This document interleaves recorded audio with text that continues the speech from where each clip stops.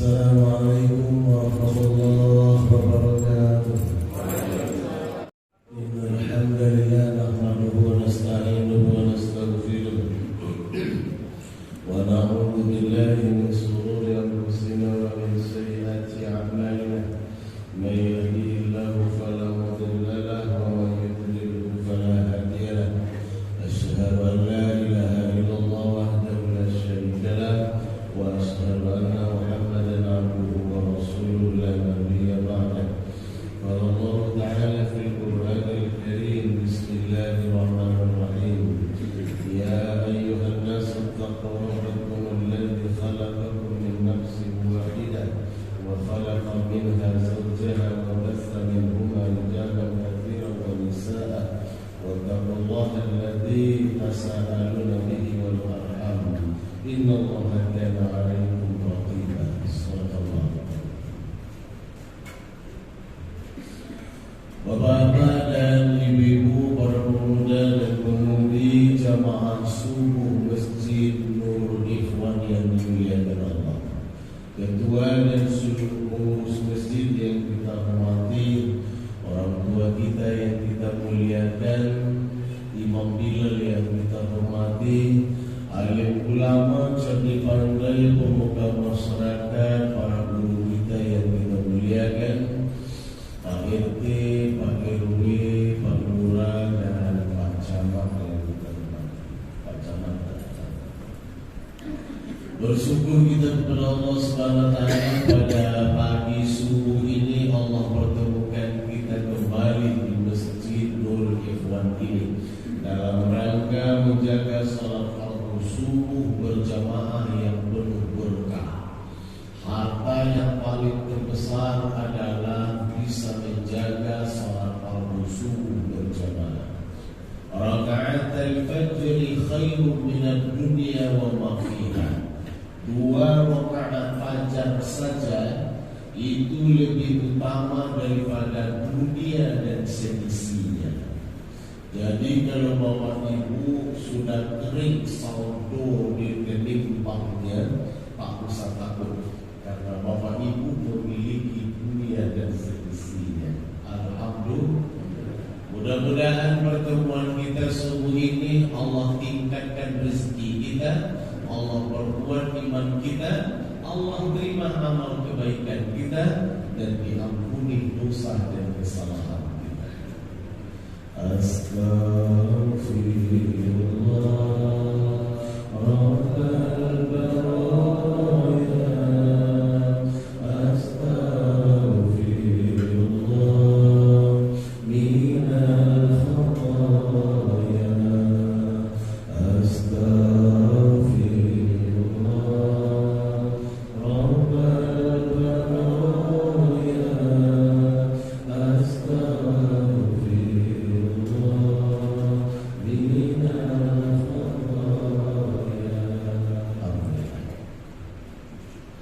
Salawat dan salam sama-sama pula kita ucapkan kepada junjungan alam Nabi besar Muhammad sallallahu alaihi wasallam.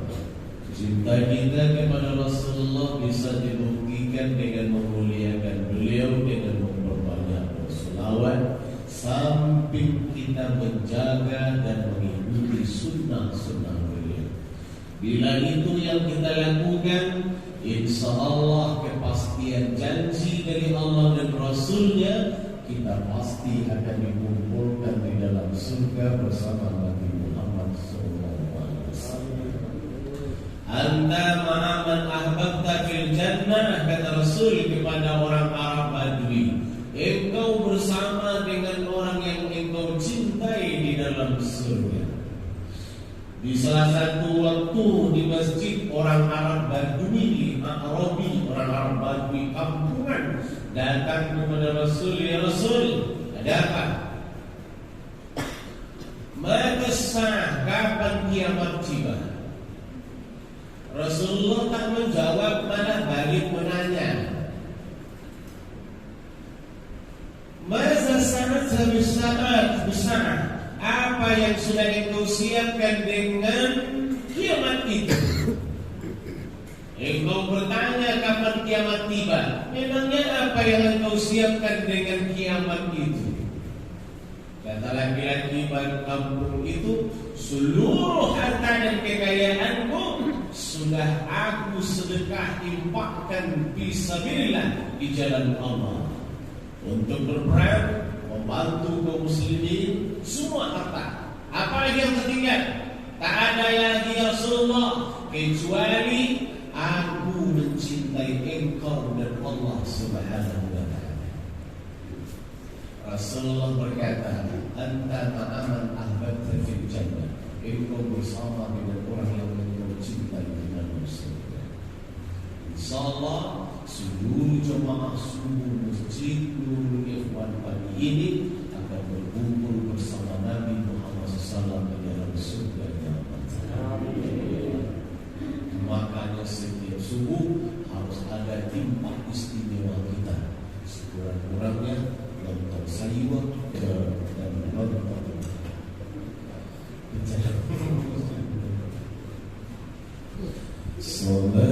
Salatullah salamullah ala Taha Rasulillah. Salatullah salamullah ala Yasin Habibillah. Tawassalna bismillah wa bilhadi Rasulillah wa kulli mujahidin lillah bi ahlil badri ya Allah. Inilah Bapak Ibu cara kita mempersiapkan dengan kematian dan menghadapi kiamat. Apalagi 2 tahun terakhir ini dikenal dengan musim mati.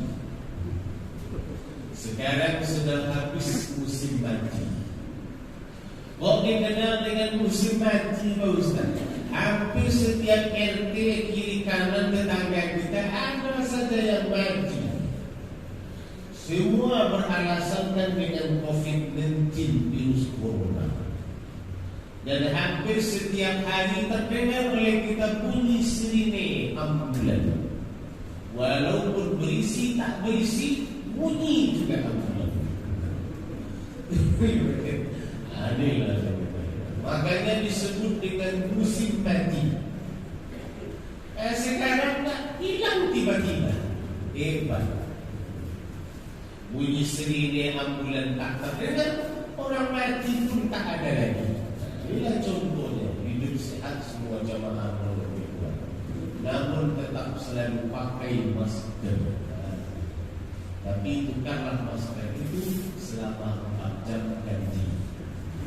Bapak Ibu jamaah sekalian bahagia, sebelumnya Ustaz juga telah takziah di seminggu yang lalu di Kota Toma.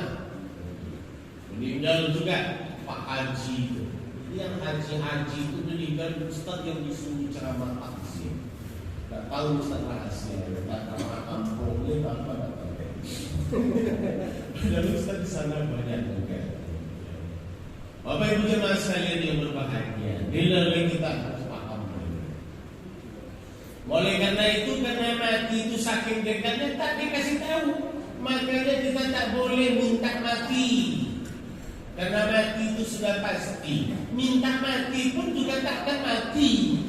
Kalau memang belum ditentukan oleh Allah. Itu Ustaz.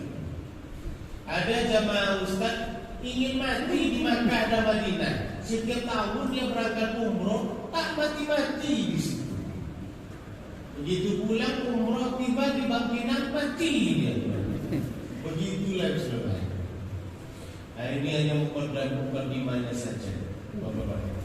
Yang sebenarnya kaji kita apa Pak Ustaz? Warisan yang berhubungan dengan kematian. Jadi aneh sedikit pengajian. Kenapa demikian Pak Ustaz? Warisan itu berhubungan dengan kematian. Salah jalur warisan, berdosa kita dibuatnya. Sekarang Bapak Ibu, Apa sih pengertian warisan itu? Bapak Ibu, maksudnya harta warisan. Warisan itu ada apabila yang bersangkutan itu sudah tidak ada dan meninggalkan harta, barulah ada warisan. Yang bersangkutan maksudnya siapa Pak Ustaz? Suami, istri, atau ayah, ibu. Mati dan meninggalkan harta, barulah ada warisan. Kalau ada di antara anak-anak, ayah emaknya masih ada, tapi disuruhnya ayah emaknya tadi bagi harta. Ayah dah tua, harta ayah ini banyak, tanah bertumpuk-tumpuk, ruko berpintu-pintu, mobil mulai dari tahun rendah sampai tahun tinggi. Saudara kami banyak tinggal di 7 orang. Sebelum bapak meninggal, kalau seandainya meninggal, nanti kami bertengkar nanti membagi harta ini. Jadi sebelum ayah meninggal, bagilah harta itu. Itu tidak disebut dengan warisan. Anak yang ngomong seperti ini adalah ciri anak yang tak punya adab, tak punya etika terhadap orang tua. Sama seperti anak yang ingin merampas harta orang tua. Sama seperti anak menyuruh ayahnya cepat mati.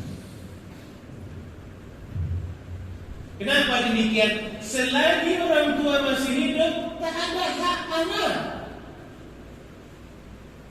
Nak dijual oleh ayah dan mak, nak berangkat ke tanah suci haji dan umroh, nak jalan dia ke Bali, ke Surabaya, nak jalan dia ke makam kuburan setiap minggu, terserah dia.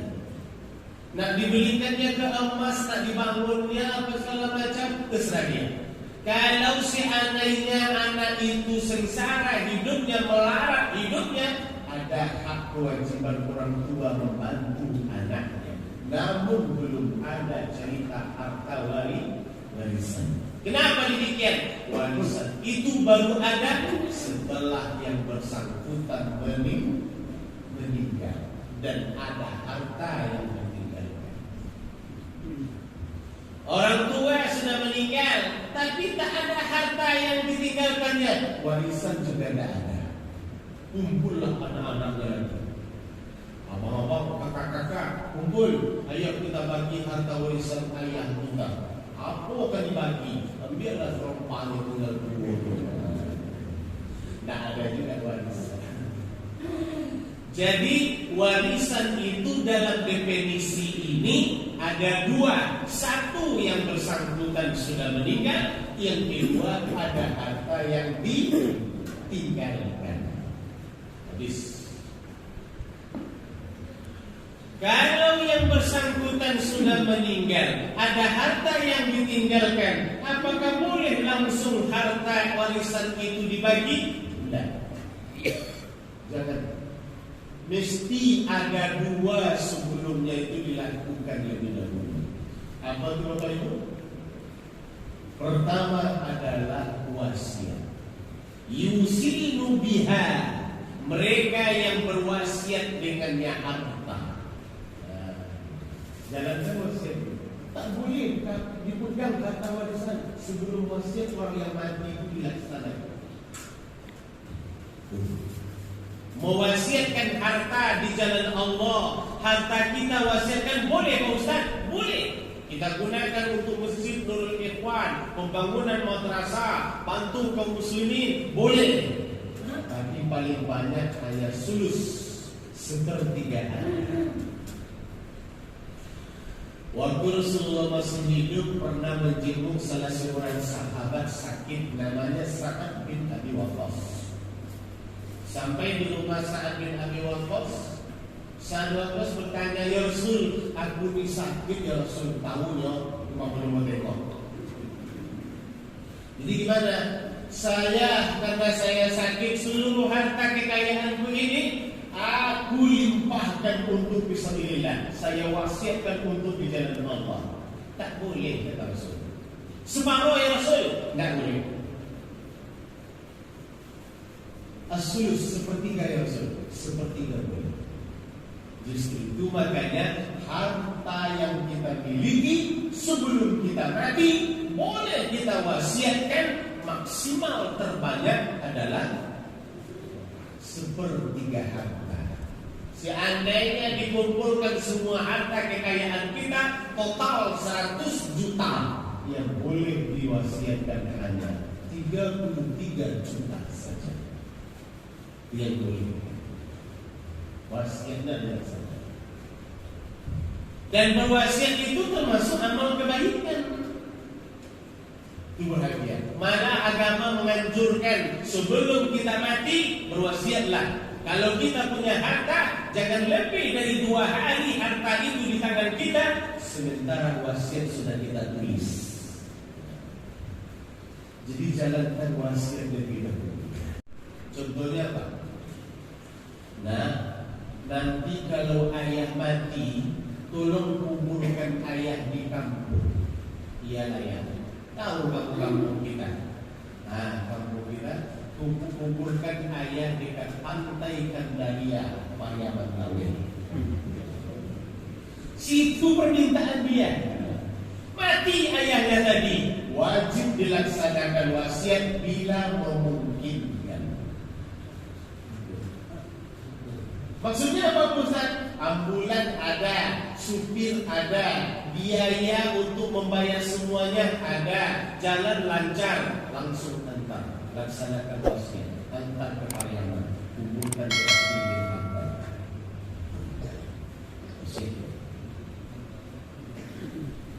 Duit banyak, harta ditinggalkannya banyak, ambulan ada, supir ambulan ada, tapi jalan persis dekat pangkalan, putus jembatan, tidak bisa mobil ambulan menolong. Maka boleh wasiat itu tak dilaksanakan. Itu. Jadi kalau wasiat itu wajib dilaksanakan selama memungkinkan. Kadang-kadang ada juga wasiatnya aneh. Apa kata istrinya? Bang, nanti kalau seandainya adik lebih dahulu meninggal, menikahlah abang dengan perempuan tetangga sebelah. Mati istrinya tadi, wajib dilaksanakan wasiatnya. Sementara ibu yang sebelah rumah itu suaminya masih ada. Singkat cerita, mati suaminya. Disampaikanlah lagi, dulu almarhumah berwasiat agar saya menikahi engkau. Suami engkau sudah meninggal. Apa kata ibu tu? Tak nioleh dong. Boleh wasiat tidak dilaksanakan, karena tak boleh dimaksakan. Tidak mungkin. Macam-macam wasiat. Sudah wasiat dilaksanakan, tak boleh juga dibagi harta warisan, kecuali yang kedua dilaksanakan pula. Apa tu? Al-Gain, membayar hutang. Itu makanya Bapak Ibu sekalian bahagia, hutang itu persoalan yang sangat urgen, penting. Sampai Rasulullah SAW tak mau menyolatkan jenazah sahabatnya yang mati dalam keadaan berhutang. Ada sahabat Nabi dalam berkuda jatuh, terhempas terguling dia, terhempas kepalanya, pusing mati. Dimandikan dan dikafankan. Sudah selesai ya Rasul, tinggal menyolatkan lagi. Apa kata Rasul? Apakah dia punya hutang? Iya ya Rasul. Kalau begitu aku tak ikut menyolatkan jenazahnya. Tak mau Rasul, terancam. Tak disolatkan lagi. Kecuali kalau ada di antara kalian yang menanggung dan menjamin hutangnya. Menunjuklah salah seorang sahabat, saya ya Rasulullah yang menjamin hutangnya dan tertanggung kepadaku, tak lagi dibebankan kepada almarhum. Saya yang menjamin hutangnya. Barulah Rasulullah ikut menyolatkan jenazah. Justru itu makanya dari situlah asal mulanya setiap orang yang mati di tengah keluarga kita sudah dimandiin dan dikapanin, diletakkanlah di depan rumah di halaman depan orang ramai. Pidato kita, ya kan? Bapak Ibu jemaah sekalian, ahli warisnya pidato. Kami mengucapkan ribuan terima kasih Bapak Ibu warga masyarakat sudah ikut menyelenggarakan jenazah sampai nanti akan disolatkan di Masjid Nurul Ikhwan dan dikuburkan di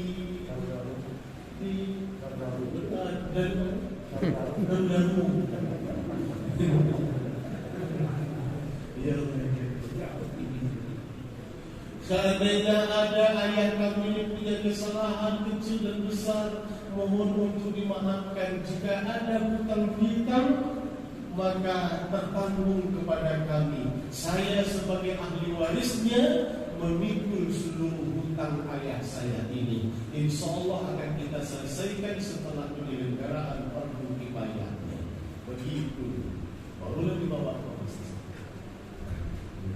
Dulu Ustaz, ada Ustaz meninggal saya pidato. Abang Ustaz meninggal saya pidato. Ayah Ustaz meninggal Ustaz juga pidato depan. Mak Ustaz terakhir meninggal Ustaz pidato.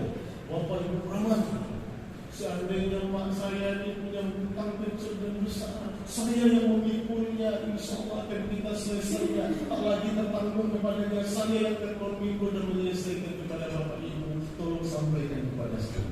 Selesai mak Ustaz dikuburkan sampai sekarang, untung tak ada orang yang datang. Gosok pak datang payah juga sampai sendiri.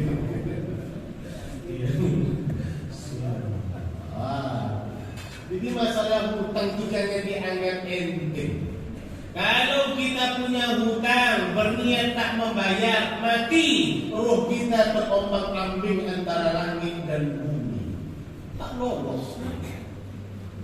Ya Allah. Malah Rasulullah mengatakan salah satu ada 3 perkara yang tak boleh diperlambat, ditunda. Pertama adalah solat, sudah tiba waktunya langsung kerjakan. Kedua adalah bayar hutang, dapat bayar langsung. Yang ketiga anak laki, bujang, anak perempuan, gadis, sudah tiba masanya untuk dinikahkan, nikah dan cepat. Biarkan kita tak ikut memikul dosanya. Semakin lambat menikah, semakin banyak maksiat yang akan terjadi. Nikah dan cepat. Hutang piutang. Makanya Allah bicara dalam Quran sangat panjang, satu ayat panjang tentang hutang. Catatlah hutang ketek, hutang modal, hutang kecil, hutang besar, catat supaya tak jadi melarang kita di akhirat nanti. Selesai wasiat, selesai bayar hutang, barulah boleh membagi harta warisan. Berapa tersisa lagi? Itulah harta warisan yang akan kita bagi.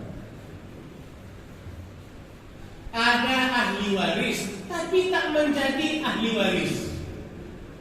Ayah mati, mak jadi ahli waris, anak-anak jadi ahli waris, cucu jadi ahli waris, atuk jadi ahli waris, saudara jadi ahli waris, kemerdekaan jadi ahli waris. Pada waktu-waktu tertentu keadaannya ada, semua jadi ahli waris umpamanya.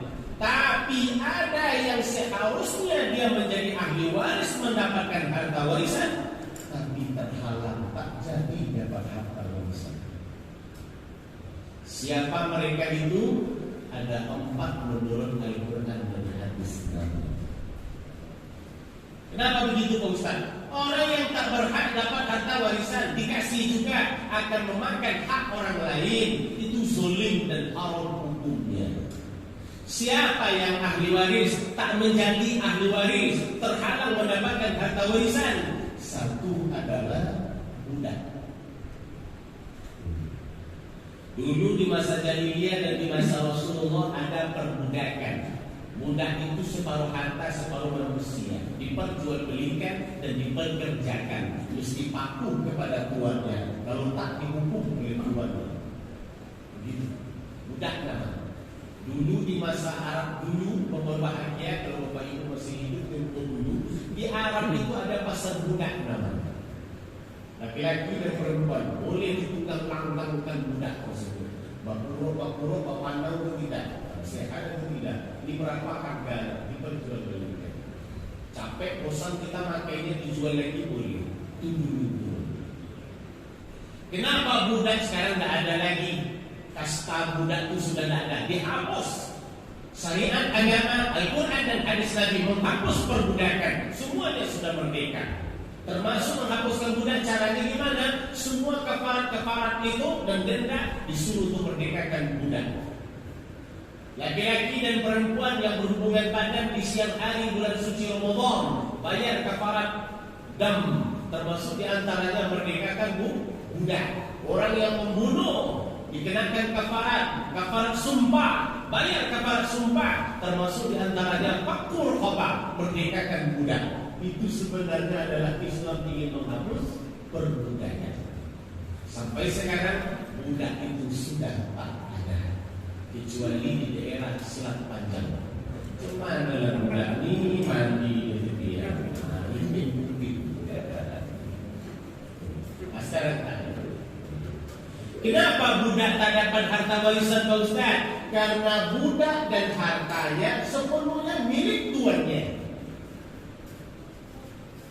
Kalau dia diberikan harta warisan, seandainya ayah kandung budak itu mati, diberikan harta warisan kepadanya, tidak juga akan menjadi milik dia, akan menjadi milik tuannya. Maka dilarang oleh Rasulullah, terbatas dan terputus orang yang masih dalam posisi kasta titel budak tak mendapatkan harta warisan. Kedua, yang tak dapat harta warisan siapa Pak Ustaz? Sang pembunuh. Itu bahaya. Tak dapat harta warisan. Ayah emaknya banyak harta. Seandainya mati ayahnya, anak-anaknya banyak dapat harta warisan. Tapi ayahnya itu tak mati-mati, dimatikan ya. Maka anak yang membunuh ayah tadi tak dapat harta warisan.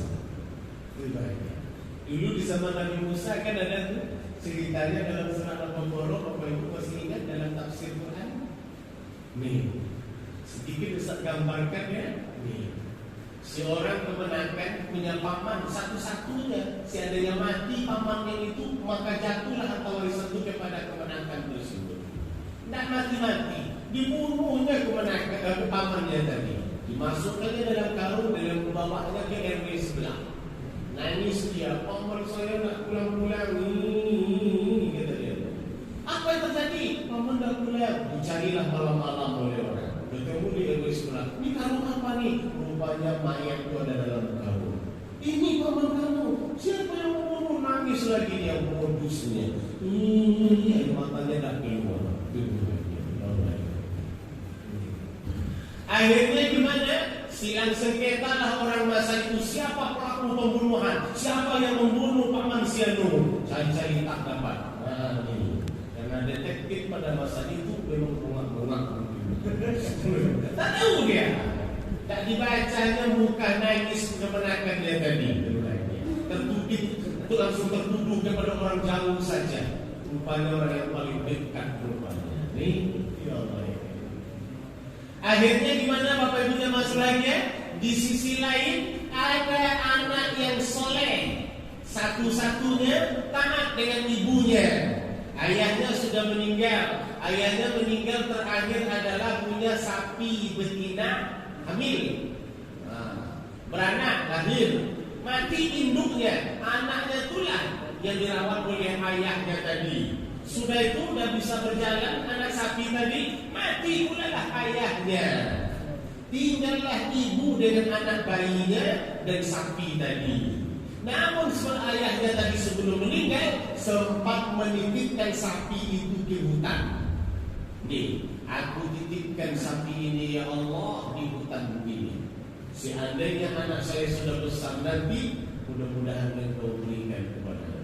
Meninggal laki-laki tadi ayahnya.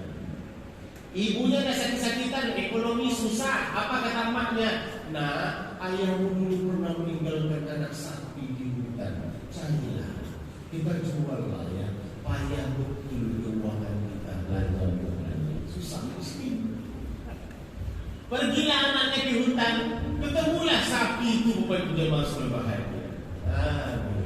Sementara orang sisi lain datang kepada Nabi Musa bertanya, "Hei Musa, siapa? Tanyakan kepada Tuhanmu, siapa pelaku pembunuhan ini?" Apa kata Nabi Musa? "Kalau kalian ingin tahu, kata Allah, sembelihlah sapi, seekor sapi betina." Oh, malah ngomel orang masa itu. Gimana itu Nabi Musa? Kami bertanya siapa pelaku pembunuhnya kepada Pak Mansiano, tapi itu malah menyuruh kami menyembelih sapi. Tidak nyambung, ijal, tidak gani. Kalau kalian ingin tahu, sembelihlah, kata Nabi Musa alaihissalam. Tanya umat Nabi Musa, sapi yang seperti apa, hai Nabi Musa? Itu banyak pertanyaan dalam surah Al-Baqarah itu. Termasuklah diantaranya apa? Tidak terlalu tua, tidak terlalu muda. Tanya juga lagi, mana yang sapi seperti itu? Tidak terlalu tua, tidak terlalu muda, sama umurnya dengan jemaah Nur Ikhwani. Sapi yang seperti apa lagi ya Rasul? Dari Nabi Musa kata Rasulullah. Tanya lagi, tak pernah digunakan untuk membajak sawah, ya kan? Untuk mengangkut barang, tidak ada digunakan untuk itu, tidak pernah. Sapi seperti apa yang Musa? Tanya juga lagi. Baru dijelaskan safraun faqi'un launuha, kuning tua warnanya.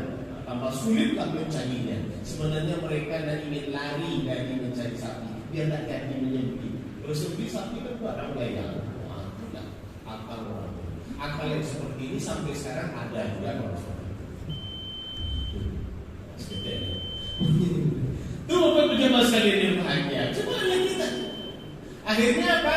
Dapatlah anak tadi bawa sapi, cari di hutan. Ketemu dengan sapi itu.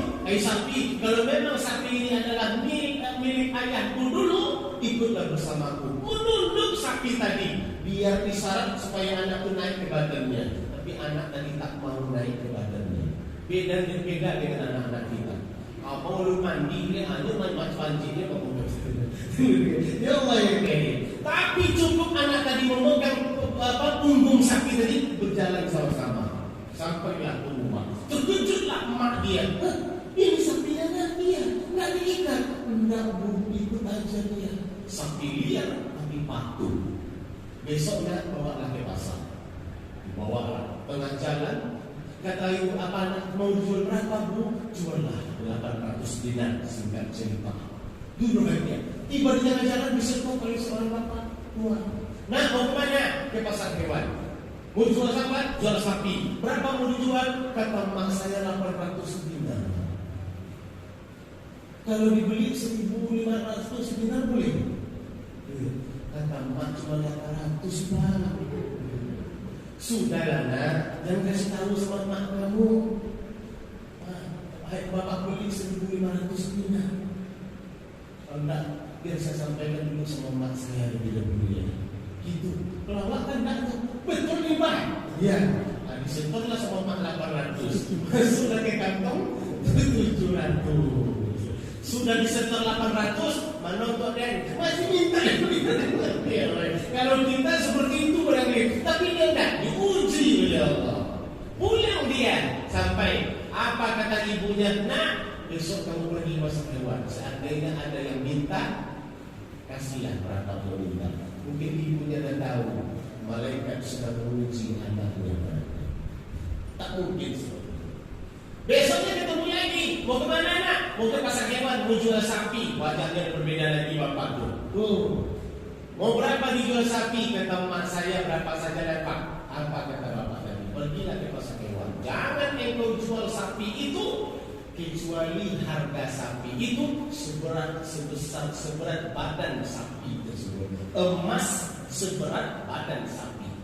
Jadi sapi sebelah kiri ditimbang dengan emas sebelah kanan, sama beratnya. Itulah harga sapi.